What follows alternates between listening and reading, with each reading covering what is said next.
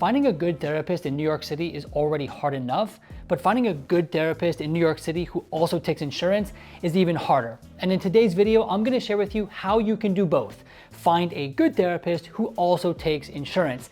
Now, I feel like I'm positioned decently well to answer this question because I am a therapist in New York City and my practice takes insurance.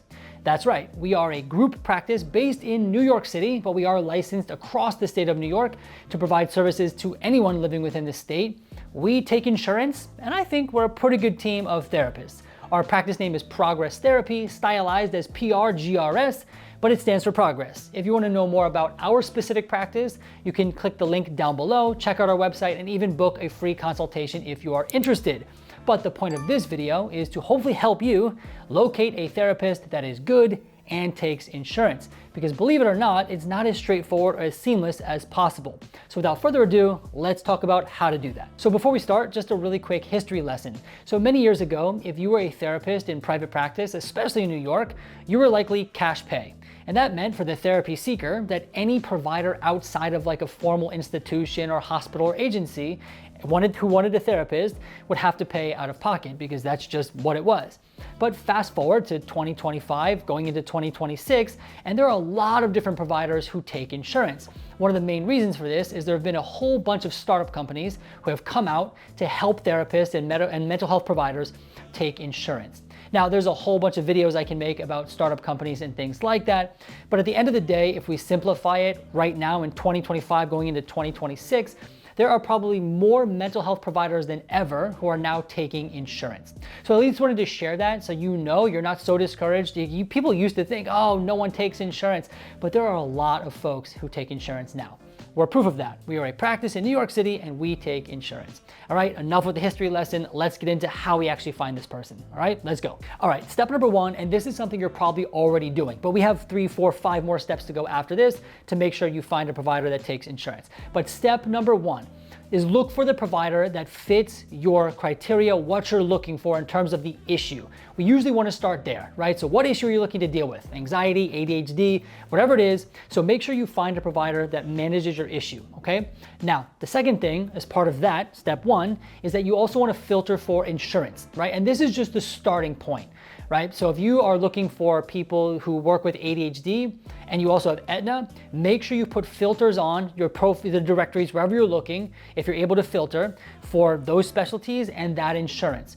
And right there is a very good starting point in the sense that these providers at some point have said that they take that insurance or are currently taking that insurance.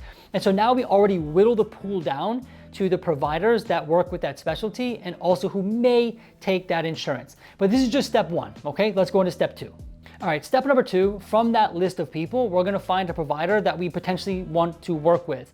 And then what we're gonna do is we're gonna contact that provider, whether it be their office or that provider directly, and we are gonna ask them to confirm whether or not they do take that insurance. Now, if they say yes or they say no, right, pretty straightforward. But from there, you wanna ask if they're willing to verify the insurance as a courtesy. Now, not every provider is going to do that. Our practice will. We are happy to verify people's insurance as a courtesy so that they're well informed.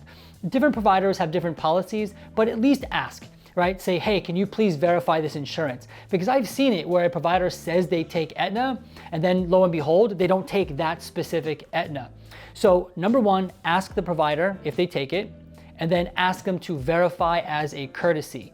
The other thing you can kind of share with them is that you are aware that it is your responsibility as the client or the therapy seeker to be responsible for the benefits, but their verification or estimate, whatever they want to call it, will at least be more data for the next step that we're going to walk into now. All right, so this next step, we're actually gonna go ahead and call the insurance company. So let's imagine the provider said, yes, I'm in network. They ran the insurance and they said, yes, we found out we are in network. Here's the estimate. Step number three, we're gonna call the insurance ourselves to verify if that provider is in network. They might ask for the NPI number or some other identification number of the practice or the provider. The provider should be able to provide you for that or provide that to you, or you might be able to Google it and find it that way.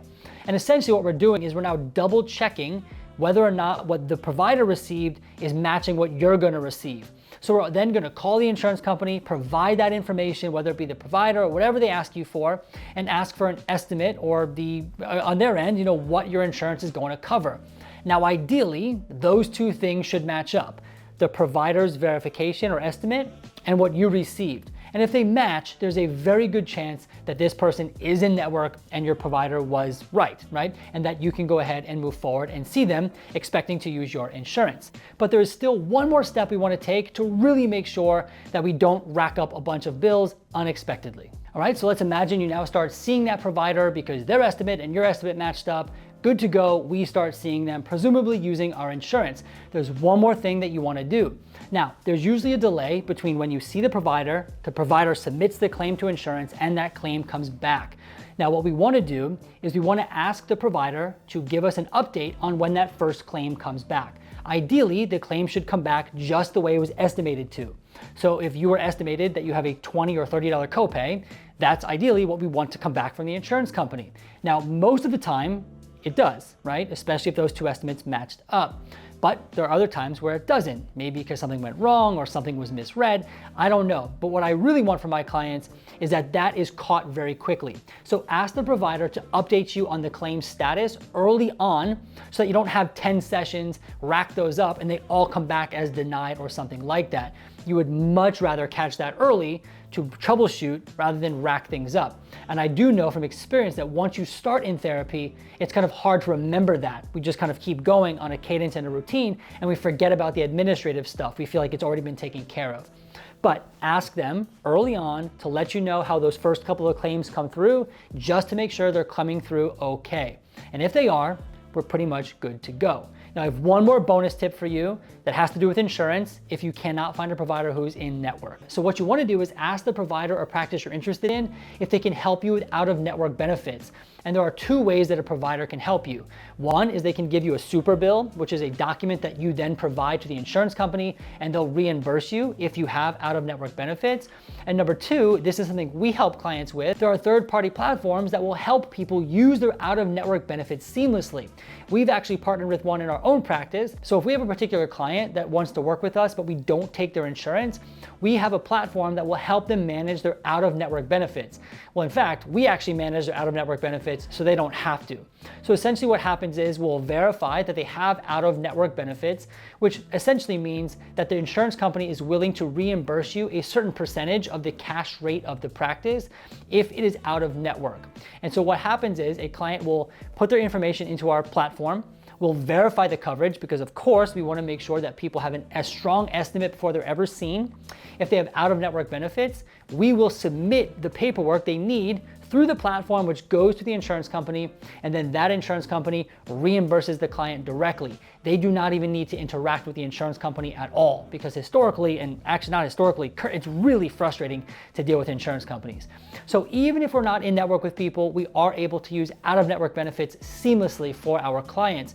You can ask potential therapists that you're interested in if they're willing to do that as well.